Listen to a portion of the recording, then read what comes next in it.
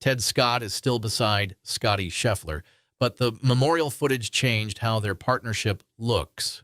Scheffler misses left, Water swallows the shot, Scott absorbs the complaint.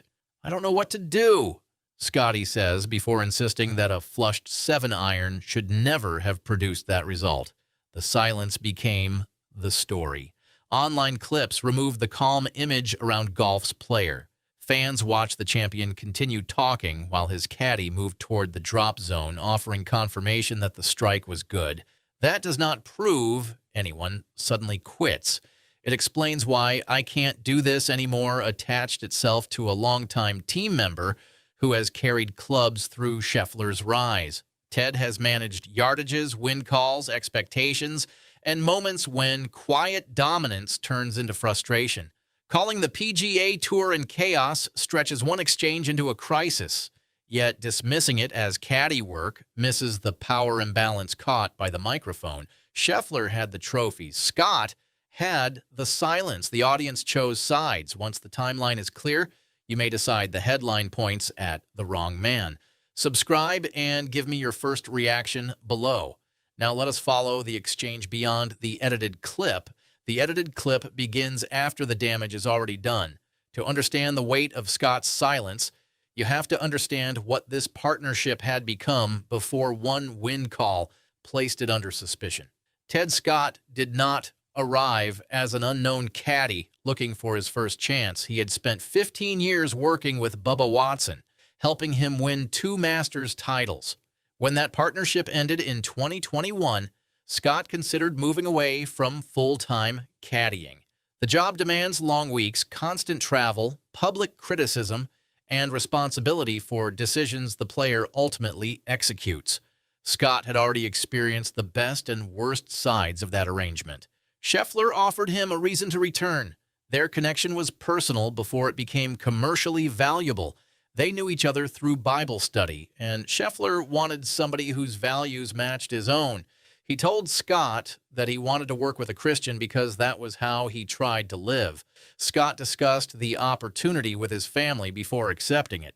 That background matters because this was never presented as a cold employer-employee arrangement. Scheffler described Scott as a partner. He praised his character and trusted his judgment. Their relationship appeared to rest on shared faith, honest communication, and an ability to remain stable when tournament pressure became severe. Then the victories arrived. Scheffler secured his first PGA Tour win at the 2022 WM Phoenix Open. Soon afterward, he won the Arnold Palmer Invitational, the Match Play, and the Masters. His rise looked sudden from the outside, but Scott had a close view of the work beneath it. Their partnership developed into one of the most successful combinations in modern golf. Scheffler won another Masters in 2024. He added the PGA Championship and Open Championship in 2025, giving him 4 major titles. He also claimed Olympic gold in Paris and accumulated victories at a rate no active golfer could match during his most dominant stretches. Scott was the calm figure beside him through almost all of it. Scheffler supplied the ball striking.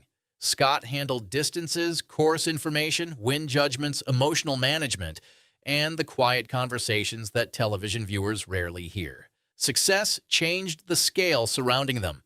Scheffler became the world #1, a leading tailor-made player, a Nike athlete, and one of golf's most valuable public figures. His bag reflected his status. Tailor-made woods and P7 TW irons sat beside Vokey wedges and a Titleist Pro V1. The Spider Tour X putter became part of his transformation from an elite ball striker with a vulnerable putter into a player with fewer visible weaknesses. Every piece of that machine appeared settled. Randy Smith remained the swing coach, who had known Scheffler since childhood. Phil Kenyon helped rebuild the putting operation. Scott carried the bag and managed the course. Scheffler produced the results. That is why Memorial felt different. Tommy Fleetwood provided the contrast during the opening round. Fleetwood has spent years carrying the label of an elite player whose talent deserved more victories on American soil. His swing has always looked polished enough for the largest stages. His major record has included painful near misses, while his popularity has grown despite the absence of the PGA Tour breakthrough fans expected. Fleetwood arrived as the hungry challenger. Scheffler arrived as the established champion, trying to win the Memorial for a third consecutive year. One man was still chasing a defining American victory. The other had reached a level where anything short of contention could be treated as evidence of decline. Fleetwood moved into the leading group as Scheffler fought his own expectations. That difference gave the round its real tension. Fleetwood did not need to defeat Scheffler in a direct confrontation. His position on the leaderboard demonstrated what Scheffler was losing with every uncertain decision. Muirfield Village was producing difficult conditions. The wind complicated club choices and punished shots that missed on the wrong side. Scheffler's reputation did not protect him. His ball striking had built an image of control, but the course kept returning outcomes that felt disconnected from the quality of his swings. By the time he reached the 16th tee, Scheffler had already given shots back. The par 3 measured more than 200 yards with water waiting beside the green. A conversation about the wind led to the 7-iron. Scheffler committed to the swing and struck the ball exactly as he intended. That certainty caused the reaction. A poor swing would have supplied an easy explanation. Scheffler could have blamed his execution and moved forward. Instead, the ball traveled on the expected line before the wind pushed it toward disaster. It finished in the water, turning what Scheffler considered a good decision and a good strike into a penalty. Scott confirmed that the contact was good. That agreement did not comfort Scheffler because it removed the simplest excuse. If the swing was right, then the calculation had failed. A player obsessed with controlling every available detail had encountered an outcome he could not reconcile. Scheffler began questioning the wind read while Scott walked ahead. He said he could not hear Scott's response, then explained that the shot had been flushed. His complaint continued toward the drop zone. The longer it lasted, the less it sounded like analysis of one golf shot. This was the collision between Scheffler's public calm and his private standard.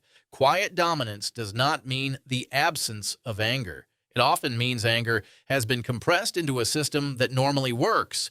When the system breaks, the reaction can reveal how much pressure was hidden inside it. Scott became the person standing closest to that release. The technical dispute concerned wind direction. The human dispute concerned responsibility. Scheffler hit the shot, yet Scott had helped calculate it.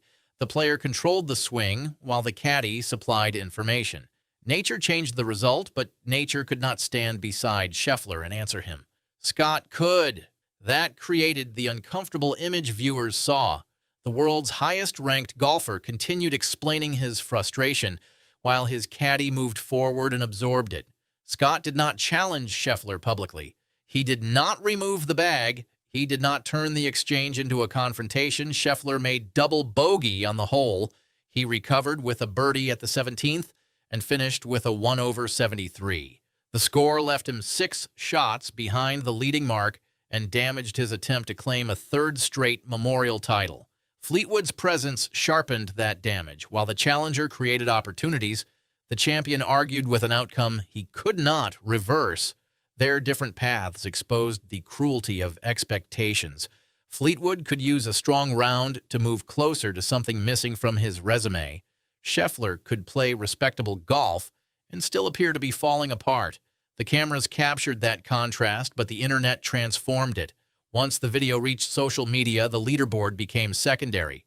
Short clips removed the difficult conditions, earlier shots, and longer history. Viewers received the water ball, Scheffler's complaint, Scott's retreat, and a sentence expressing helplessness. That was enough to create a trial. One side viewed Scheffler as the villain. In their reading, a wealthy celebrity had blamed an employee for a shared mistake, while television cameras recorded everything. Scott could not respond with equal freedom because Scheffler controlled the partnership. The player received the trophies, endorsements, ranking points, and public praise. The caddy could become the face of a wrong wind call. Scheffler's words strengthened that interpretation. He told Scott that he did not understand how frustrating the outcome was. To critics, that sounded dismissive. Scott had spent decades inside professional golf and had experienced major championship pressure with more than one player. He understood frustration very well. The opposing side defended Scheffler. Those viewers heard a player talking through disbelief rather than attacking Scott personally. Scheffler did not insult his caddy's intelligence, threaten his job, or announce a separation. His anger remained fixed on the difference between the strike and the result. That distinction prevented the exchange from becoming an obvious act of abuse. It did not remove the power imbalance. Experienced caddies know that emotional management is part of their work. They provide numbers and read conditions, but they also protect players from their worst instincts. Sometimes that means speaking directly. Sometimes it means allowing the player to release frustration without adding another conflict during the round.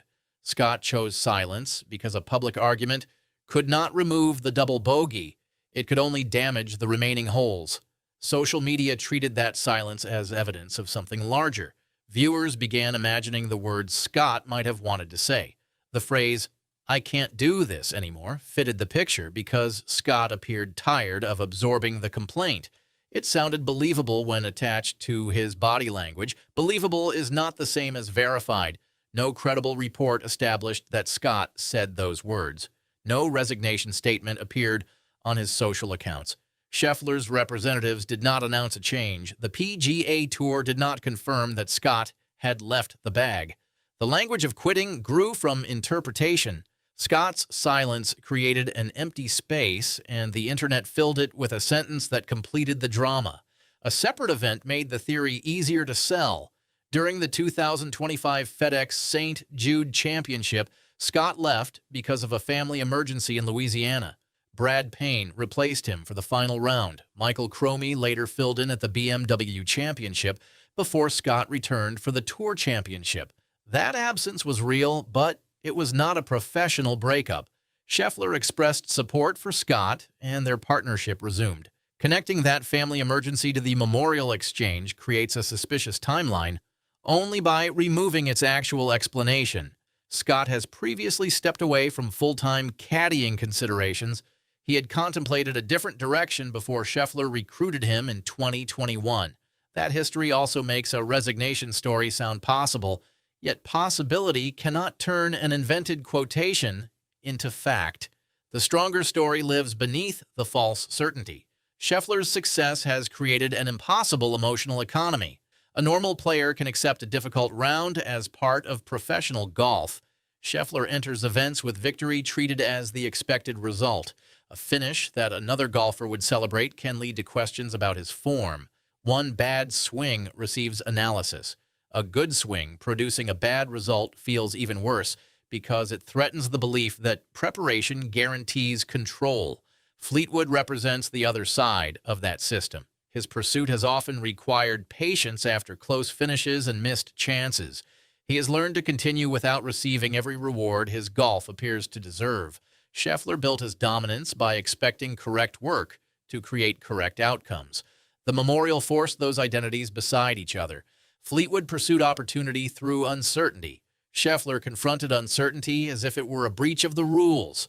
Ted Scott stood between those worlds. His job required him to support a champion whose internal standard helped create historic success.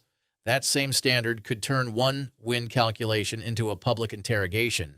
The equipment contracts and prize money increase the stakes, but they do not remove the human relationship. TaylorMade can build a club to Scheffler's preferred specifications. A coach can study every movement in his swing. A caddy can collect weather information and calculate distance. Nobody can guarantee what a gust will do after the ball leaves the face. Scheffler eventually explained that the wind had shifted. He believed it changed from helping off the right to hurting significantly from that direction. His public explanation focused on the difficulty of accepting a penalty after executing the intended shot. That explanation supported his technical complaint. It also confirmed that the emotional release came from helplessness. Scott did not quit in the verified aftermath. The partnership had not officially collapsed. The PGA Tour was not placed in organizational chaos by one confrontation. Something important still happened. For a few minutes, the quietest, dominant golfer of his generation showed the emotional cost of maintaining that identity. His caddy revealed the less celebrated side of a successful partnership by refusing to turn frustration into open conflict. The audience saw that trophies do not eliminate pressure. They raise the standard that produces it. The headline points toward a resignation because quitting provides a clean ending. The footage provides no such ending. It offers a relationship tested publicly, a champion losing emotional control, and a caddy deciding that silence was safer than resistance. That may place the villain label on Scheffler for the moment. It also leaves room for a more honest judgment. Great competitors are not calm because they feel less. They appear calm because their systems usually prevent the feeling from escaping. Muirfield Village broke Scheffler's system for one hole. Ted Scott carried the bag toward the next shot. Until either man says otherwise, that is where the verified story stands. Scott did not announce, "I can't do this anymore." The internet spoke for him because the image made the sentence easy to believe. The real chaos was not a resignation. It was the sight of golf's most controlled champion discovering that a perfect strike could still produce a terrible result, and making his closest partner carry the emotional weight. Subscribe if you want golf stories that investigate the headline before accepting it, and tell me whether Ted Scott's silence showed loyalty, professionalism, or a warning that Scheffler should not ignore.